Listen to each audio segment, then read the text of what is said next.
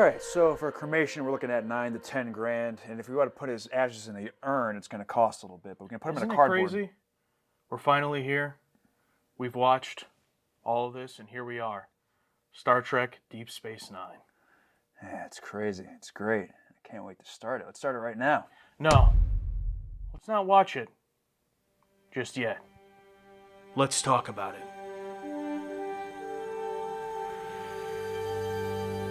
So this is kind of new, I guess, for us. We've discussed Star Trek extensively over the years, while watching it, afterwards, but I don't think we've ever done it before we've watched it. And today we're doing a little preview talking about our upcoming viewing that we haven't done yet of DS9. Are we excited about it? Are we looking forward to it? Our thoughts about it?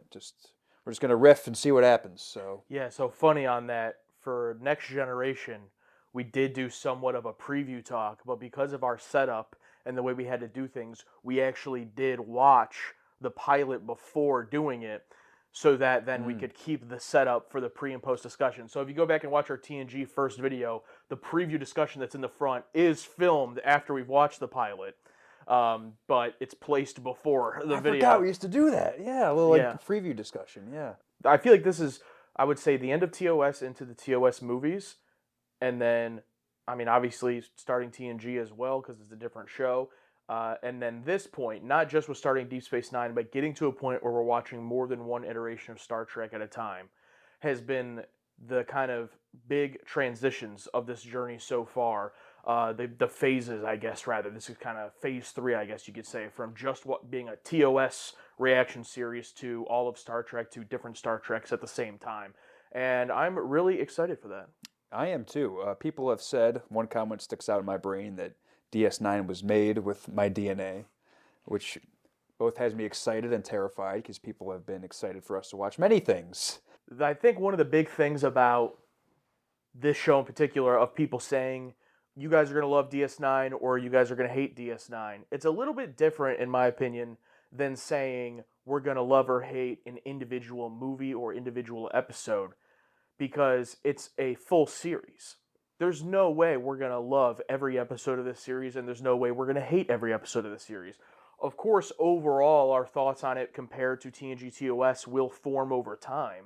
But I just have always found silly the notion of will there love or hate the series as a whole. It's Star Trek. There's going to be episodes we like and episodes we don't. I understand maybe there's a possibility of it becoming more serialized with this one. I don't know the full extent of that, but even with it being more serialized, there's still going to be episodic plots within that and the episodes being separated. So I don't think how we feel about the show will be defined by the pilot.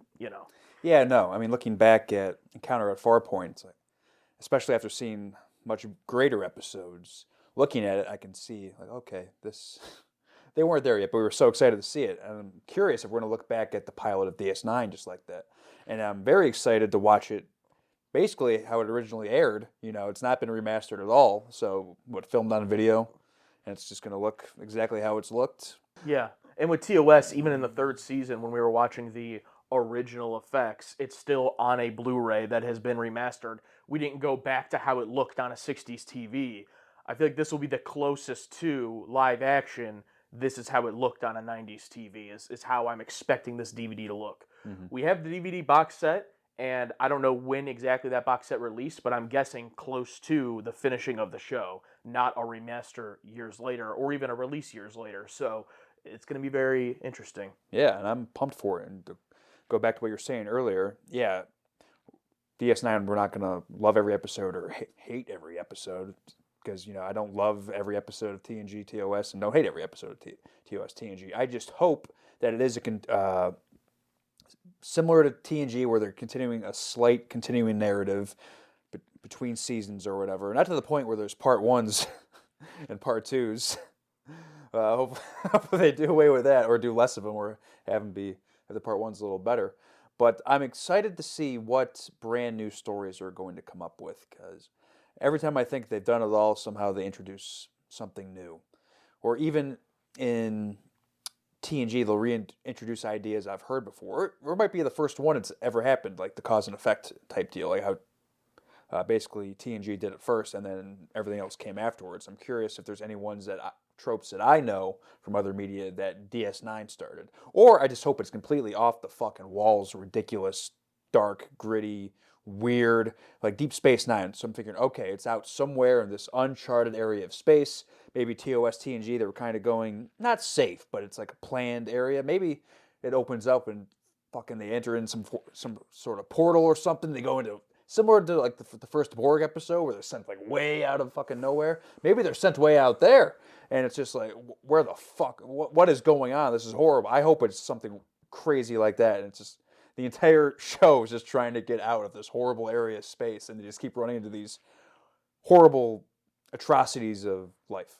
Yeah, I know nothing about the plot. The name of the show, Deep Space Nine, makes me think something about them being a little bit further out than we've been, just based on that name. I don't know what the name means because the Next Generation is such a, it's a great name, but it doesn't tell you anything about the plot of the show. It's just the Next Generation of Star Trek, which at its time was just called Star Trek. Yeah. So that's more so about, hey, it's Star Trek but new, it's better than like Star Trek Reborn or something. Like Next Generation is a great name, but Deep Space Nine, why is it called that? Why is that the name they chose? I'm very interested to see, will it be a case of in the pilot episode, we've reached Deep Space Nine? Will it be something like that, corny, or what? In terms of the differences, what we want from the shows, I don't have a specific in terms of like the actual things it tackles. We can talk about it a little bit, I guess, but I've said this before, I just want it overall to be as different as possible. I'm sure it might take a little bit of time because at the release of the show, I'm sure they wanted TNG fans to watch it, so they're probably not going to go like way out of left field and make a completely different genre of show. Yeah. But I don't want to watch this show and feel like I'm watching the Next Generation with different people. So I'm hoping it's going to be on a starship, it's going to be with a crew, with a captain, and all these things. But I hope that it's different enough and separates itself enough. Yeah. For me, one, I want a completely different kind of captain. I don't want a virtuous Picard. I don't want the hero Kirk. I want to see what could they do with a brand new captain. Like, what is he going to be like? And I have no idea what that is. Is he going to be like super hard headed like Riker? Is he going to be slimy? Like the lead of the show is a slime ball. That'd be interesting if he was kind of maybe more like one of those bad admirals, but he's the lead of the show. Wouldn't that be interesting if the lead was like not a good person? Yeah, that would be I think that'd be a odd. lot of fun. Or the lead's like like a Seinfeld or Always Sunny character where they're like unlikable and never learn anything, but as the captain. Yeah, he never progresses. He never learns. Yeah, I don't think that's something we'll get here. Maybe down the line they've made a show like that, but that would be funny. And number two, sorry, is how TNG introduced more of plots and intricacies with the characters, subplots with the smaller crew, because TOS is basically the big three, and the other ones showed up every now and then. I'd like to go even deeper with DS9, like even deeper intricacies where we see more of the day-to-day people. They introduced it in TNG with people like Broccoli and Keiko, and so I want even more of those people. I want more of the ship explored, like what's going on in this ship, and is it even an Enterprise? I don't know because I think timeline-wise, it's not like it's super separated. I don't think. Oh, Like, that's right. When does it take place? yeah, like TNG and TOS are separated. You obviously have old bones in the pilot, but I'm pretty sure, and this is where we can jump into some of the things we know maybe, but I'm pretty sure it takes place essentially overlapping with TNG. And with that being said, it can't be the Enterprise. So I don't know what that ship's called. Is the ship Deep Space Nine? Is that the name of the ship? I don't know. But what you said about the kind of intricacies or the day-to-day of these people's lives, jumping more into it, I would love to see more of the world-building connective tissue where not a full serialized, I still want episodic plots, but what TNG also really brought to the table was stuff like Best of Both Worlds, and the introduction of the Borg in general, the introduction of the Cardassians, these types of things, is a lot of the events in TNG start to feel like they have bigger impact than just that one episode. or how many times even thus far through the first 5 seasons they've called back something from seasons ago, whether that's Leah Brahms or Minuet or different characters Do you or want to see? plot Do points. you want to see ripples from those episodes affect or be existing conditions afterwards in DS9? Like I want to basically see.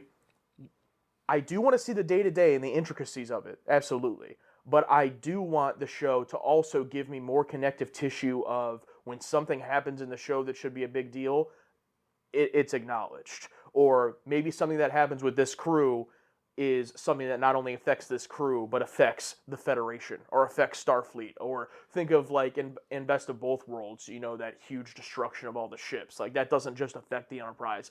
Stuff like that that starts to make it feel more like, yes, we're following this crew on this ship, but I would really love to see more of who are all of these people to the Federation, to Starfleet? Who are these people? Where did they come from? Where are they trying to go? Because so far with the 2 shows we've had, it's just about the Enterprise, which is awesome. Especially in TOS, I really loved that. But now, especially if we're not going to be on the Enterprise, what is this new ship in the Federation? What's its purpose? Like making it a little bit bigger. Don't get too clouded, don't get too out of place, but I want things to mean stuff, I guess. Yeah, I'm excited to see another competent ship, hopefully, or a competent, yeah. competent other people in Starfleet. That'll be great. Now, you don't want it to be as ridiculous as sometimes the MCU does, where you see the attack from New York from 30 different angles. Or No. where like the Borg attack, they like retcon and we see this ship and it survived somehow. No, I'm still talking within this show.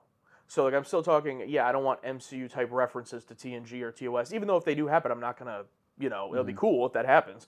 But I'm more so talking about something happening in the first season where a character makes a choice that wouldn't be breaks the Prime Directive. I guess could be a good example. Okay.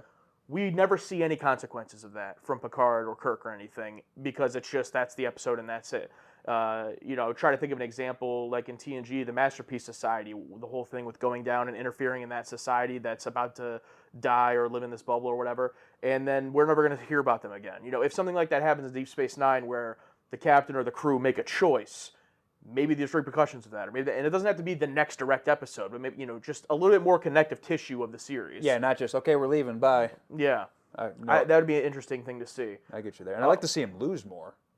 That'd be good to see because Enterprise are the winners, right? They win every situation. If we see our crew lose in these awful situations and it carries on, I'm not saying the entire time they're moping about their loss, but like they're not a perfect crew. Yeah, like they're growing and learning. They're not the Enterprise or whatever ship they are. Yeah, because as much as we love Picard and his virtue and how elite the Enterprise is, that would be awesome to see a more scrappy version of a crew that's really trying to just survive. And even in some ways in TOS, how it was really more like, good luck, you're on your own with what you have, and Scotty fixing the ship at the last second. Yeah. More stuff like that of, this isn't the top ship in Starfleet, presumably. Working with what they have, maybe outmatched in a lot of scenarios. So many episodes of TNG, they come across an enemy and are like, oh, they're no threat to us. Yeah, they do that quite often. And it serves when they do then face a threat because it makes it a bigger deal. Right, But in this one, maybe they are an underdog in a lot of those confrontations, or if they come up against just one Klingon ship, like that's a big deal. Like they could get destroyed. That type of stuff would be interesting. Yeah. Would you like cameos from other, from very small TNG characters showing up? Yeah. I mean, nothing. I think any cameo across the shows. First of all, I don't think there's been a bad one thus far in TNG, or I guess TOS wouldn't make any sense. It was the only thing. My question, I don't know how you want to handle this. So I'm sure that we both know things about this show, but my my hesitancy here is I don't know how either one of us are going to reveal things we may know without potentially spoiling the other person. Like, I'll come out and say I don't know anything super major about the events or plots of the show. I know things, but if I say something and you didn't know it, then it's like you're spoiled about it. I don't know how to communicate that. Yeah, I don't know how to either. I know certain characters show up. I know there's a Ferengi, and he has a bar. Yeah. I think. Okay. That's literally all I know. But I'm not going to say which character showed up. Yeah. But. Okay. Yeah, I'll say I think this is safe because I don't think a character name from the show is necessarily a spoiler. I know that there's a Ferengi in the show, like as a member of the ship, and I think his name is Quark. Yeah. Don't know what he does or what that means. I just know that character from comments, and I also know the captain is black. Woke. End it. No, I Wrap do it know up. the captain is a do. black guy. I did know named- that as well. Yeah. and his name is Cisco. I Cisco. believe. Okay. Yeah. All right. Don't know anything about him. I've just seen, in various images or whatever of the show. I've seen before like those pictures of like all the captains standing there, and stuff like that. Yeah, Like yeah. I know that there's, so I vaguely know the faces of most of the captains. I don't know much else about the characters of this show beyond that we don't know yet. I don't know anyone who's on that bridge. Anyone. I Yeah. haven't seen anything. So, yeah, I guess we can just leave it there, just because of the fear of spoiling for each other. I do know that there are characters in TNG that are in this show, but I don't know how often or how big of a part any of them play. But that's part of what this is. I'm sure when the show was coming out, people probably heard things going into it and weren't exactly sure like what that meant, and I heard he's going to be in it, or casting announcement or whatever, Yeah, I wonder what people thought. 2 shows at the same time. I wonder if there's any interest for TNG fans, like, oh, what is this? Or were people like, holy shit, 2 shows a week? Or, oh my god, this is great. I'd love to know the initial reaction to like, what the hell is this Deep Space Nine crap? Because I'm not saying they're safe, but TOS and TNG, like, they're very straightforward in what it is. And I wonder when the show comes out called, what the hell is Deep Space Nine? I wonder what the initial reaction was, or I wonder what the trailer was. I wonder how much they showed. Exactly, yeah. And I don't know, and I guess we could just leave it at that. I'll just say there are certain things, don't be surprised if there are certain things that happen where either one of us or both of us don't have a super huge reaction. We may already know. Even though things could happen, it's all on the execution, right? So it's like things could happen to where it still causes a reaction from us, even if we kind of know something. I mean, similar to you knew Spock was going to show up at some point in TNG. Yeah. Like there was still, they kind of messed it up, but it was still a cool moment. Yeah. Even though you knew at some point he was showing up. That's kind of how I feel about the people I believe that I know are going to show up in this. And I guess I'll just leave it at that. So we'll see. I hope Seal is in it. I hope she's like on the outskirts and she's like a loser now, and then she has to make her way back somehow, or has a redemption arc and then turns again, and then because the Romulans all turn on each other. I don't know. Speaking of Sela, that kind of brings up the topic of the villains. Oh yeah. I love the Romulans. I love the Klingons. But I would really love to see the Cardassians really take a big role. I don't know how much they do in the last 2 seasons of TNG, but they were introduced. Great introduction in The Wounded, and they've popped up a couple of times in season 5, but I haven't felt like that, like big presence of them. Mm-hmm. And I would love that to be in Deep Space Nine. Maybe that, no, they were introduced to them in season 4. I highly doubt that they knew they were making another show at that point, but I was going to say maybe they knew that the Cardassians would be used in this show. Yeah. They mentioned that the Enterprise outclassed them, but is the ship of DS9 going to outclass them?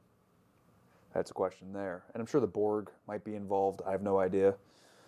Because after the Borg's big episode, I mean, there's been teases and hints like Iborg and shit like that. So, I don't know. I'm hoping that the new villain's going to really take the reign. Because TNG introduced Cardassians, Iborg, and I hope DS9, just takes the ball and makes them, the villains. And we can just, like, shelve Romulans and Klingons and... I mean, not, like, shelve the species entirely, but we can, like, put it on the shelf and bring it out later. Like, let's build some new bads here instead of just constantly relying on Klingons and Romulans. 100%. And also, Klingons in particular, we've gotten such great stories with them in TNG that I don't want to say it's impossible to be topped, but using them in DS9 is really going to be a challenge to top the stuff they did in TNG, in my opinion. And it's kind of like, yeah, the Klingons have been there since TOS. They've had a lot of evolution. Obviously, a big part of Star Trek 6, Star Trek 3.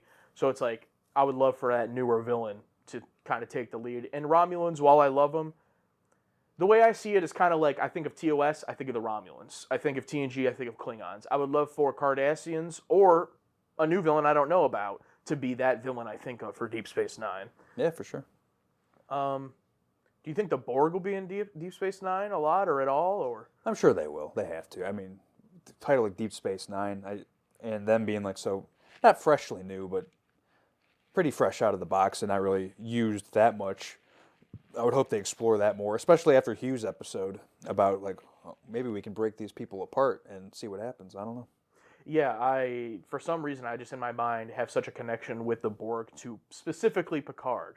Like, not even just TNG, but specifically Picard, obviously, what he went through, his big role in iBorg, that it'd be weird for me to see the Borg without Picard there and, like, what that interaction would be like. Hope they show up again in TNG. Speaking of that, we can touch a little bit more on going into this season.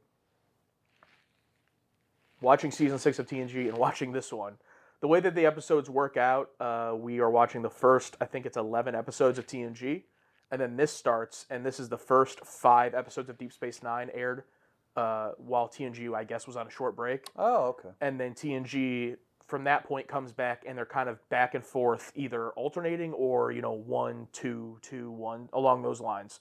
And then both seasons will end around the same time. So with that in mind, that's still a little bit far away from where we're at in real time because we haven't started season 6 of TNG yet. But are you worried about kind of the back and forth of it at all, like the viewers at the time had to do? I'm kind of excited about it. I'm like, okay, that's where we are with TNG. Let's go see what DS9's up to. Okay, that's what they're up to. I'm excited to bounce back and forth because sometimes, I don't know, watching 3 episodes in a row of TNG, like on a recording day, it's like, start of that third one, we're like, all right, it's, not that every intro is the same, but it's like, here we go. I'd like to, switch it up and jump to a completely new crew, set, view, because it's not going to be remastered, new theme, and I think it'll just help keep things fresh. Yeah, I think that is going to be very interesting, and I think we'll actually have an easier time, like, remembering those episodes rather than watching 3 episodes of TNG alone, because sometimes we do the discussions now in between, which is nice, but sometimes it can be like, by the end of the day, we're like, what was that first episode? Yes, yeah, because we used to do 2 episodes watch and the 2 episodes react, and by the time we sat down to discuss the first one, we're like, what happened in that first one? And that was just 2. Yeah, it's going to be a good time, and I think we've answered all of your questions, hopefully. In terms of in detail what we know about the show as they pop up, I guess we'll have to just talk about it if and when it happens. There could be stuff either of us think are going to happen and are wrong about, so it might never happen. I was trying to think if there's anything I thought would happen in TNG that hasn't, but then again, there's still 2 seasons, so don't want to ruin it for myself, I guess. But, yeah, Deep Space Nine. Deep Space Nine.